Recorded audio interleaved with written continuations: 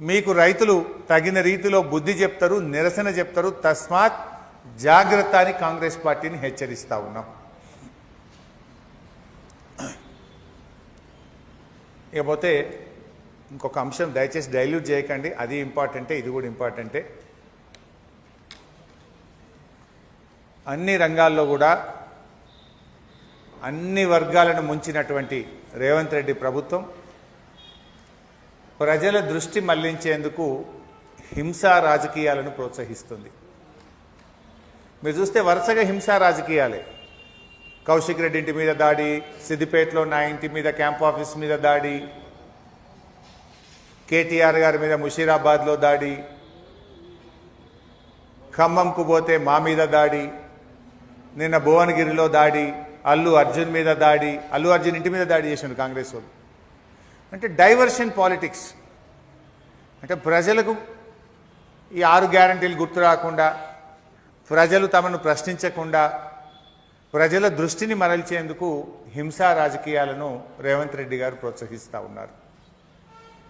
సంక్షేమంలో విఫలమైనటువంటి సీఎం రేవంత్ రెడ్డి గారు శాంతి భద్రతల సమస్యను కావాలనే సృష్టిస్తున్నారు. బీఆర్ఎస్ ఆనవాలు లేకుండా చేస్తానని ప్రకటించిన రేవంత్ రెడ్డి ఆయన కుట్రలో భాగంగానే ఈరోజు భౌతిక దాడులు ఈ రాష్ట్రంలో జరుగుతూ ఉన్నాయి. ప్రశ్నిస్తున్నటువంటి ప్రజల మీద, ప్రతిపక్ష కార్యకర్తల మీద, ప్రతిపక్ష నాయకుల మీద పట్టపగలు దాడులు జరుగుతూ ఉన్నా పోలీసు ఉన్నతాధికారులు చోద్యం చూస్తూ ఉన్నారు.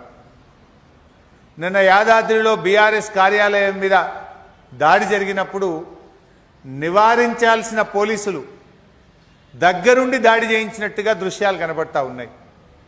వీడియోలు తీస్తున్నారు తప్ప దాడి చేసిన వాళ్ళను అరెస్ట్ చేయడమో, దాడి చేస్తున్న వారిని లాఠీచార్జ్ చేయడమో, దాడి చేస్తున్న వారిని నిలువరించే ప్రయత్నం చేయడం లేదు. అంటే కంచే చేను మేస్తే ఈ రాష్ట్రం ఏమవుతుందో ఒక్కసారి ఆలోచించాలి. హోంమంత్రిగా ఇవాళ ముఖ్యమంత్రి గారే ఉన్నారు. హోంమంత్రిగా ముఖ్యమంత్రిగా ఉండి ఆయనే దాడుల్ని ప్రోత్సహిస్తే ఈ రాష్ట్రంలో ఇంకెవరైనా పెట్టుబడులు పెడతారా? ఈ రాష్ట్రం అభివృద్ధిలో ముందుకు పోతుందా? కౌశిక్ రెడ్డి ఇంటి మీద మరో ఎమ్మెల్యే గాంధీ గారి నేతృత్వంలో కాంగ్రెస్ గుండాలు పోలీసు రక్షణతో ఎస్కాట్తో వచ్చి దాడులు చేసిండ్రు. హైదరాబాద్ నడిబొడ్డున దాడి చేసిండ్రు.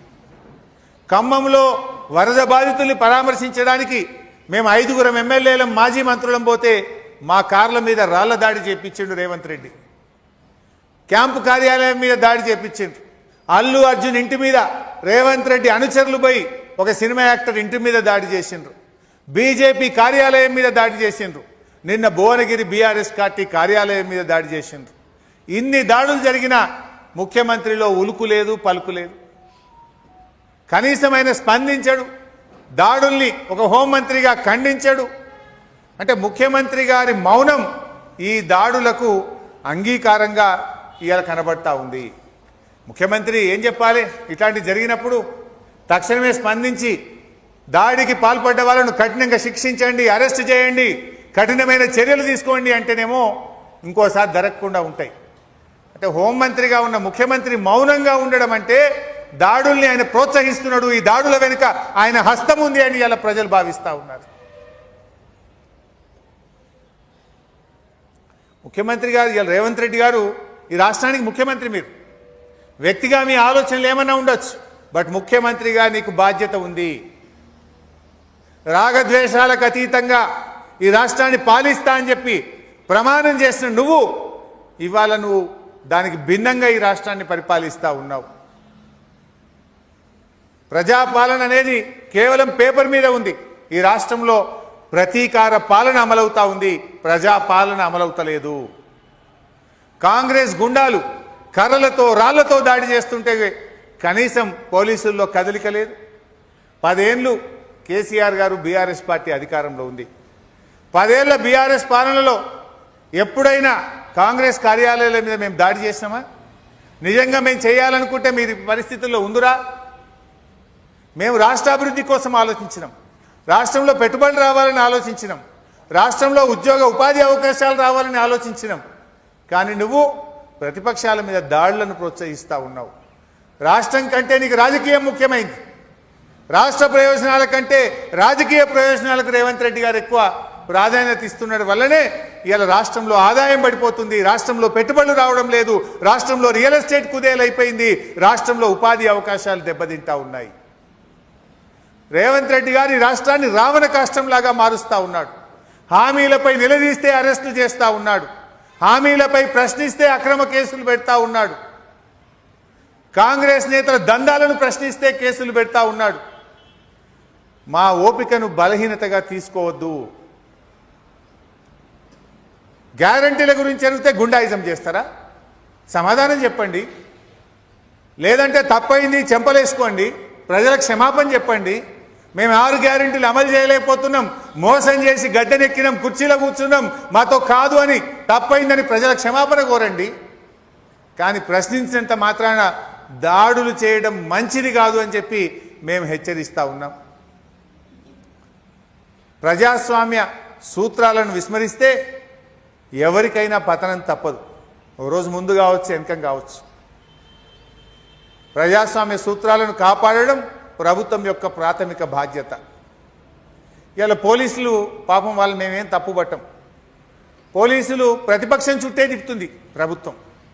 ఎంతసేపు ప్రతిపక్ష నాయకులను కేసులు పెట్టుడు, వాళ్ళని అరెస్ట్ చేసుడు, ప్రతిపక్షం చుట్టే పోలీసులను తిప్పడం వల్ల క్రైమ్ రేట్ విపరీతంగా పెరిగిపోయింది రాష్ట్రంలో.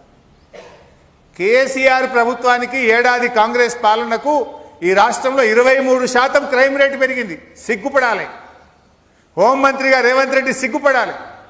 నీ పాలనలో 23% నేరాలు ఈ రాష్ట్రంలో పెరిగినాయి, హత్యలు పెరిగినాయి, అత్యాచారాలు పెరిగినాయి, దాడులు పెరిగినాయి, ప్రతీకార దాడులు పెరిగినాయి, దోపిడీలు పెరిగినాయి. 23% క్రైమ్ రేట్ పెరిగింది రాష్ట్రంలో. రేవంత్ రెడ్డి గారు ఈ హింసా రాజకీయాల్ని వెంటనే ఆపాలి. కాంగ్రెస్ గుండాలను అదుపులో పెట్టుకోవాలి. దాడులకు పాల్పడిన వారిని కఠినంగా శిక్షించాలని చెప్పి మేము ప్రభుత్వాన్ని డిమాండ్ చేస్తూ ఉన్నాం. ఒకవేళ తప్పకపోతే కేంద్ర ప్రభుత్వం కూడా జోక్యం చేసుకోవాలి. కేంద్ర హోంమంత్రిత్వ శాఖ ఈ రాష్ట్రంలో బీజేపీ కార్యాలయం మీద దాడి, బీఆర్ఎస్ కార్యాలయం మీద దాడి, ఎమ్మెల్యేల ఇండ్ల మీద దాడులు జరుగుతూ ఉంటే అవసరమైతే ఈ రాష్ట్రంలో రాష్ట్రపతి పాలన పెట్టి కేంద్ర ప్రభుత్వం కఠినమైన చర్యలు తీసుకోవాలని చెప్పి కూడా మేము ఈరోజు డిమాండ్ చేస్తూ ఉన్నాం. హోంమంత్రిగా ఉన్న ముఖ్యమంత్రి ఏ ఒక్క దాడిని ఖండిస్తలేడు. దాడి చేసిన వాళ్ళను పోలీసులు ఇంకా వాళ్ళ వాహనాల్లో కూర్చోబెట్టి వీడియోలు చేసి బయటకు పంపుతున్నారు. పోలీస్ వాహనంలో కూర్చొని వీడియో తీస్తున్నారు. ముంగటి సీట్లో కూర్చొని ఆయన వీడియో వెనక సీట్లో పోలీసు వాళ్ళే తీస్తుండ్రా, ఎస్ఐఏ తీస్తుండా? ఆ వీడియో ఎట్లా తీసిండ్రు? పోలీస్ వాహనంలో అరెస్ట్ చేసి బీఆర్ఎస్ కార్యాలయం మీద దాడి చేసిన కాంగ్రెస్ గుండాను పోలీస్ బండ్ల కూర్చోబెట్టి వీడియో తీసి బయటకు పంపుతారా? అంటే పోలీసులే వీడియోలు తీస్తున్నారా? ఇది మరి రాష్ట్రంలో ఏమైనా లా అండ్ ఆర్డర్ ఉన్నట్ట? రాష్ట్రంలో ఈరోజు క్రైమ్ రేట్ బాగా పెరిగిపోయింది. మత కలహాలు కూడా పెరిగిపోయినాయి. 9 మత కలహాలకు సంబంధించిన ఇన్సిడెంట్స్ ఈ రాష్ట్రంలో జరిగినాయి. 23% క్రైమ్ రేట్ పెరిగింది. పగా ప్రతీకారంతో ప్రతిపక్షాల మీద దాడులు చేస్తూ ఉన్నారు. మరి దీన్ని కేంద్ర హోంశాఖ కూడా రివ్యూ చేయాలని చెప్పి కూడా మేము బీఆర్ఎస్ పార్టీ పక్షాన డిమాండ్ చేస్తున్నాం. Thank you.